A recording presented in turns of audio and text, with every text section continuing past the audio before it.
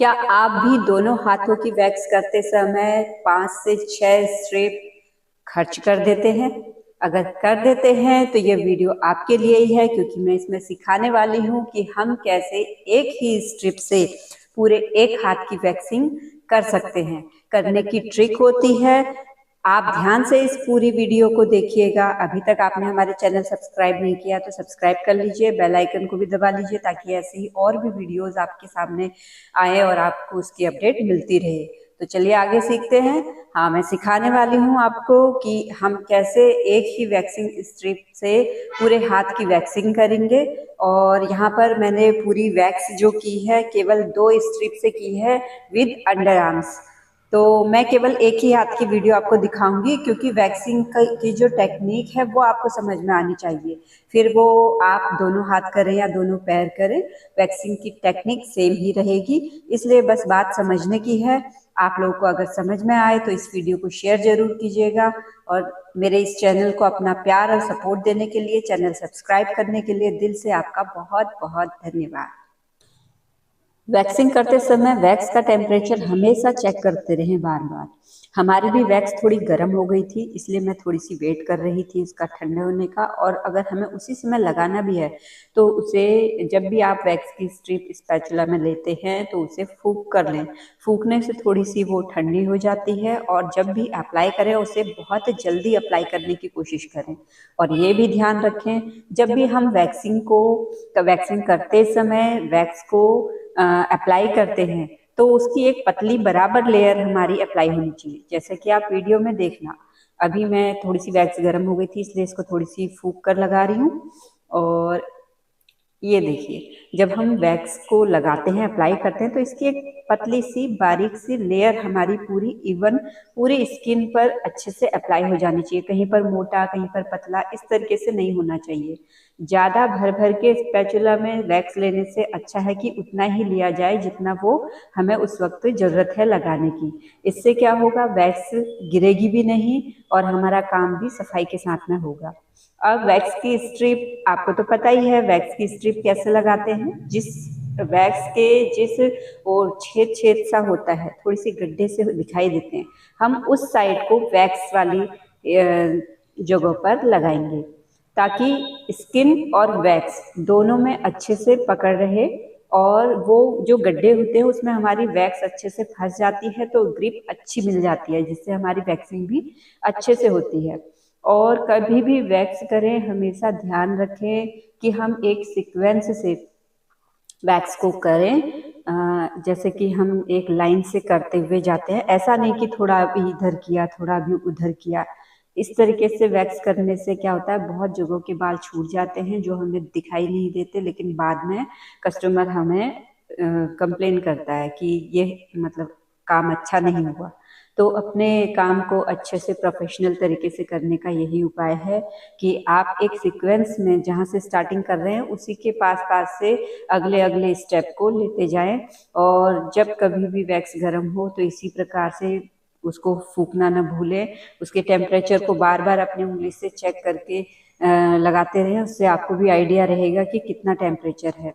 और जो हम इसमें सबसे मेन चीज़ है कि हम इस पूरे हाथ में ये जो वैक्सिंग की स्ट्रिप दिख रही है ना, यही पूरा हाथ हमारा इससे हो जाएगा। और इसमें एक हाथ वैक्सिंग करने के बाद भी जगह बची रहेगी। आप देखना कैसे बची रहेगी। अभी आपने ध्यान दिया कि अभी जैसे मैं आपको बता रही हूँ, देखो इसमें वैक्स हमारी कहाँ कहाँ लगी हुई है। अभी पूरा कपड़ा हमारा बचा हुआ है, केवल जो मिडिल पार्ट है वो भी टॉप का, यहाँ पर वैक्स का जो भी लगा हुआ है प्रोडक्ट, ये ज़्यादा लगा हुआ है। किनारे किनारे के जो कपड़े हैं वो भी बचे हुए हैं अभी, और नीचे का पूरा पार्ट अभी बचा हुआ है। और अभी हमारी हाथ के ऊपरी हिस्से में ही वैक्सिंग हो रही है, और ये साइड के हिस्से में वैक्सिंग हो रही है। और अभी भी हमने पट्टी को पलटा नहीं है, हम उसी पट्टी से वैक्स कर रहे हैं। ये इसलिए भी चेंज करने की ज़रूरत नहीं हुई क्योंकि मैं इस वैक्स की लेयर को बहुत पतला पतला लगा रही हूँ, जैसा आप देख सकते हैं। अधिकतर जो बच्चे होते हैं वैक्सिंग जब वो फर्स्ट टाइम कर रहे होते हैं, बिगनर होते हैं, तो वो बहुत मोटी मोटी लेयर वैक्सिंग की लगाते हैं। उससे वैक्सिंग तो उनकी होती है, पर उसमें क्या होता है कि अननेसेसरी वैक्स का खर्चा होता है। तो एक प्रोफेशनल वही है जो अपनी सही प्रोडक्ट के साथ में अपने समय की भी बचत करे, अपनी चीज़ों की भी बचत करे और अपनी सर्विस को भी अच्छा काम से करके दिखाए। तो आई होप आप लोगों को अच्छे से समझ में आ रहा है जैसे मैं बता रही हूँ। और आप इन बातों को अगर ध्यान में रख के अगली बार से वैक्सिंग करेंगे तो डेफिनेटली आपकी वैक्सिंग एक ही स्ट्रिप में पूरे एक हाथ में हो जाएगी। कोशिश करना, स्टार्टिंग में थोड़ी कठिन जैसा लग सकता है बिगनर वालों को, लेकिन ये कठिन है नहीं। सिर्फ क्या है, टेक्निक का इस्तेमाल करना है। जैसे देखिए, मैंने ऊपर वाले हिस्से में अभी केवल नीचे का ही एक साइड लिया हुआ है, जिस पर मैं पूरे हाथ की अभी ये वैक्सिंग कर रही हूँ। अब जब ये हिस्सा हमारा वैक्स करते करते मोटा हो जाएगा, तब हम नीचे से उसी हिस्से को फोल्ड कर देंगे, जो मैं अभी दिखाऊंगी आपको कि फोल्ड कैसे करना है। ठीक है।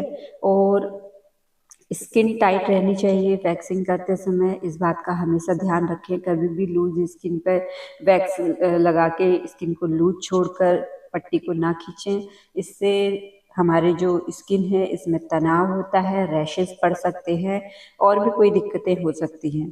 तो अब देखिए, अब ये हम हाथ के नीचे के हिस्से पर आ रहे हैं, क्योंकि हमने ऊपर के पूरे हिस्से को चारों तरफ से कर लिया। जैसे मैं बता रही थी ना, सीक्वेंस से हमें करते हुए जाना है, उसी तरीके से हम चारों ऊपर के पूरे हिस्से को चारों तरफ से कर लिया है। अब हम नीचे वाले हैंड्स पर आ रहे हैं। अभी जैसे बालों की ग्रोथ हमें मिलेगी, उसी के अपोजिट साइड में हमने खींचना है। वैक्सिंग हम उसी साइड लगाएंगे जिस साइड ग्रोथ है, और जब उसको खींचेंगे तो उसके अपोजिट साइड को खींचेंगे। अब जैसे हाथ के सामने का हिस्सा भी हम कर रहे हैं, तो यहाँ पर ग्रोथ हमारी नीचे की साइड की ओर ही होती है। तो यहाँ पर हमने पतली पतली लेयर करके इसको इस तरीके से फैला दिया है। और ये अभी हमारा ऊपर वाला हिस्सा ही, जो वैक्सिंग स्ट्रिप है, इसका ऊपर वाला हिस्सा ही जा रहा है।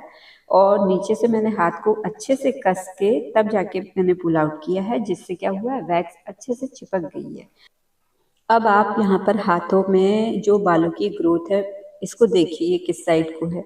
आपको ये नीचे की ओर दिख रहा है, तो इसी नीचे की ओर ही हमने क्या किया है, वैक्स को लगाया है।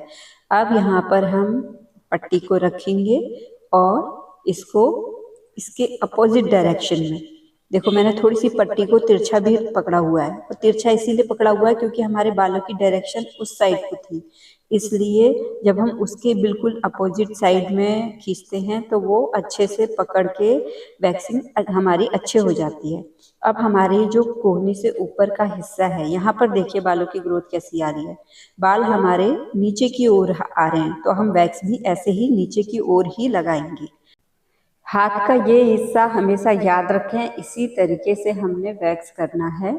और हाथ को जब हम यहाँ पर वैक्स लगा लेंगे तो पट्टी को अच्छे से रखने के बाद में पीछे से टाइट करना जरूरी है, या फिर क्लाइंट से बोलिए कि एकदम टाइट करके अपनी ओर खींच के रखें हाथ को, और आप भी अपने हाथ से पकड़ के उसको खींचें।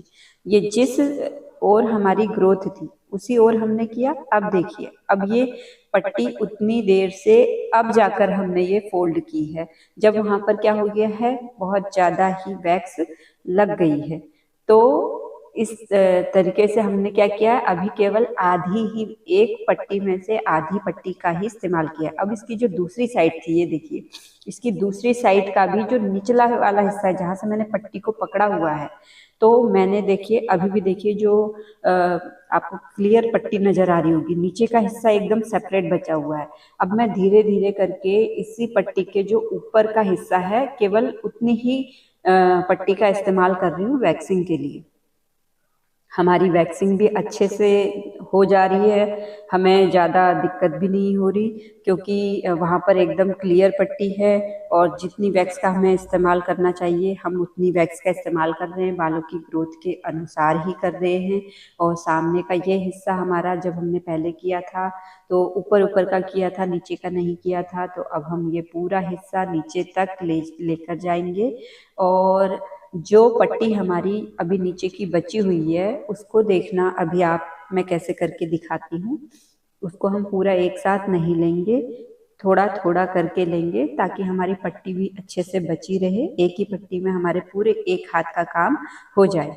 ये देखिए मैंने यहाँ से पट्टी को ऊपर से फोल्ड कर दिया है और नीचे से उसे पकड़ के अब मैंने हाथ को टाइट करने के लिए बोला था उन्हें, ये उन्होंने टाइट किया और इसी पट्टी को मैंने ऊपर की ओर रख दिया है। इससे क्या होता है ना, हमारी वैक्स भी अच्छे से हो जाती है और हमारा खर्चा भी कम लगता है और काम में भी सफाई आती है और जो क्लाइंट करवाने वाले होते हैं उन्हें भी अच्छा लगता है कि बहुत ही अच्छे तरीके से हमारा काम हो रहा है। तो आई होप आप लोग को समझ में आ रहा होगा। अभी हमने सेकेंड टाइम इस पट्टी को फोल्ड किया, आपने अगर ध्यान नहीं दिया तो पीछे बैक जाकर देख लीजिए। सेकेंड टाइम हमने इस पट्टी को फोल्ड कर लिया है और धीरे धीरे करके अब हमारे हाथ के नीचे वाले हिस्से को हम कंप्लीट करते हुए जा रहे हैं। और ये देखिए पूरा यहाँ हाथ तक का हमारा हिस्सा पूरा हो चुका है। अब नीचे के हमारे उंगलियां बची हुई है, हमारे हाथ की हथेली के ऊपर का हिस्सा बचा हुआ है। तो इसी तरीके से हम धीरे धीरे करके, पहले उंगलियों में हम बाद में करेंगे, पहले हम ये हाथ के ऊपर के हिस्से को अच्छे से वैक्स कर लेंगे। होता क्या है, हम जल्दी करने के चक्कर में एक साथ पूरी वैक्स को पूरे जगह पर अप्लाई कर देते हैं और जब हम वैक्स करने के लिए उस स्ट्रिप को खींचते हैं या तो हमारी स्ट्रिप फट जाती है या फिर हमसे वो प्रेशर के साथ में स्ट्रिप को खींचा नहीं जाता है और या फिर कुछ और प्रॉब्लम्स क्रिएट हो जाती हैं। तो जल्दी करने के बजाय आप काम थोड़ा सा धीरे कर सकते हैं, आसान से कर सकते हैं, लेकिन मेहनत के साथ में और अच्छी सफाई के साथ में कर सकते हैं। तो आई होप आप लोगों को अच्छे से समझ में आ रहा है जो चीज़ मैं बताना चाह रही हूँ आपको। अब देखिए हमने हाथ के ऊपर से ये जो वैक्स किया है, अब हम फिंगर्स के कर रहे हैं।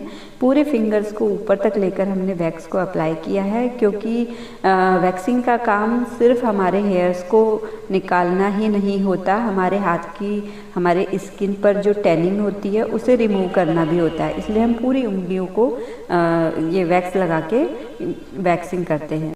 जब पूरे हैंड्स की वैक्सिंग हो जाए उसके बाद भी हमें एक बार पूरे हाथ पे अच्छे से देख लेना चाहिए कि कहाँ कहाँ पर हमारे बाल अभी रह गए हैं और जहाँ जहाँ पर भी छोटे कुछ वैक्सिंग के बाद में कुछ छोटे छोटे से बाल भी रह जाते हैं, तो हम वहाँ पर दोबारा से वैक्सिंग को अप्लाई करके फिर से उसे अच्छे से करते हैं, क्लियर करते हैं। तो हर जगह पर अच्छे से देख लें और हाँ, हाथ की वैक्सिंग करते समय ये कोहनी को भूल ना जाएं, क्योंकि यही सबसे इम्पोर्टेंट हिस्सा होता है जहाँ टैनिंग सबसे ज़्यादा होती है। और यहाँ पर अच्छी तरीके से हमने वैक्स को अप्लाई करके इस हिस्से को पीछे से टाइटली होल्ड करना है और फिर वैक्सिंग करनी है, एक बार सीधे और एक बार उल्टे करके, ताकि दोनों साइड से हम, ऊपर और नीचे दोनों साइड से हम इसकी वैक्सिंग को अच्छे से करें और एक अच्छी सी क्लियर सरफेस स्किन हमारे सामने हमें मिले। इसकी टैनिंग अच्छे से रिमूव हो जानी चाहिए। इससे क्या होता है, हमारे हाथ में क्लैरिटी आती है, वैक्सिंग में एक फिनिशिंग आती है और क्लाइंट जो एक बार सर्विस करवाता है उसे भी क्लैरिटी अच्छी लगती है तो वो बार बार आता है। ये काम आपका है कि आप उसके कहने से पहले ही अच्छे से पूरे हैंड्स को चेक कर ले कि कहीं पर छूट तो नहीं गया। जब आप अपनी तरफ से सेटिस्फाई हो जाएं कि हाँ सब क्लियर है, अच्छे से हो चुका है, तब जाके आप अपने क्लाइंट से कह सकते हैं, वो खुद देखकर आपको बता देगा, नहीं तो बताने की ज़रूरत ही नहीं पड़नी चाहिए। अभी भी देखिए हमारी पूरी पट्टी हो चुकी है और पट्टी के निचले वाला हिस्सा अभी बाकी बचा हुआ है। तो देखा आपने, हमने पूरे हाथ की वैक्सिंग एक ही पट्टी से कर दिया और अभी भी उस पट्टी में बहुत हिस्सा बचा हुआ है जिससे हम दूसरे हाथ की वैक्सिंग भी कर सकते हैं। फिलहाल मुझे दूसरे हाथ की वैक्सिंग भी करनी है और मैंने पूरे दोनों हाथों की वैक्सिंग केवल 2 पट्टियों में की विद अंडर आर्म्स। तो एक प्रोफेशनल इसी तरीके से अपनी बचत भी करता है, अपने क्लाइंट को भी अपनी सर्विस देकर खुश करता है। पट्टी का इतना हिस्सा अभी बचा हुआ था जिससे मैंने 1 साइड का अंडर आर्म्स किया, ऐसे ही सेकेंड पट्टी का भी उससे अंडर आर्म्स किया। हमारे दोनों हाथों की वैक्सिंग कंप्लीट हो गई है। वैक्सिंग के बाद वैक्सिंग ऑयल या मॉइस्चराइजर लगाना ना भूलें। चैनल को सब्सक्राइब करके जाएं। Thank you.